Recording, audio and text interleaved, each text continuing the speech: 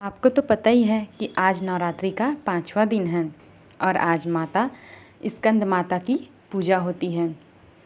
स्कंद माता की कथा हिंदू धर्म में नवरात्रि के 5वें दिन की देवी पूजा का विशेष महत्व है।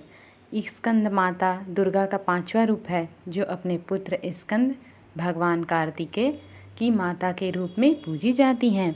उनका नाम स्कंद माता इसलिए पड़ा क्योंकि वह भगवान स्कंद कार्तिकेय की माता हैं। उनका स्वरूप अत्यंत शांत, सौम्य और मातृत्व से भरा हुआ है। स्कंद माता की 4 भुजाएं हैं। 2 हाथों में कमल का पुष्प धारण किया हुआ है, एक हाथ में अपने पुत्र स्कंद को पकड़ा हुआ है और एक हाथ में अभय मुद्रा है। उनकी सवारी सिंह है और वे कमल के आसन पर विराजमान होती हैं, इसलिए उन्हें पद्मासना भी कहा जाता है। पौराणिक कथा के अनुसार एक समय की बात है जब असुरों का आतंक पृथ्वी पर बहुत बढ़ गया था।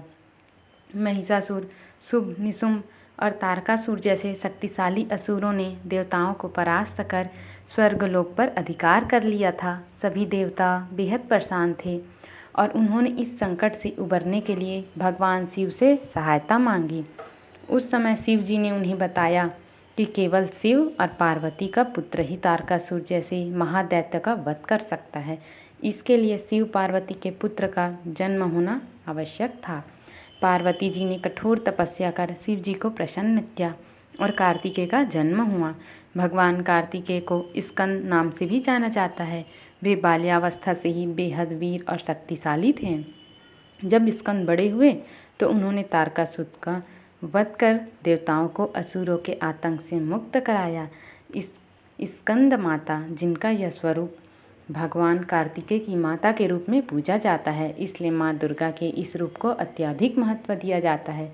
माँ स्कंद माता के आशीर्वाद से भक्तों को संतान सुख की प्राप्ति होती है। जिन भक्तों को संतान प्राप्ति में कोई समस्या होती है वे माँ स्कंद माता की पूजा करके अपने जीवन को धन्य बना सकते हैं। साथ ही उनकी पूजा से सांसारिक सुख और आध्यात्मिक उन्नति प्राप्त होती है। स्कंद माता अपने भक्तों की सभी मनोकामनाओं को पूर्ण करती है और उन्हें शक्ति, साहस और बुद्धि का वरदान देती है। माँ स्कंद माता की पूजा से, उनकी कृपा से भक्तों को संतान सुख के साथ साथ जीवन में शांति, धैर्य और बुद्धि की प्राप्ति होती है।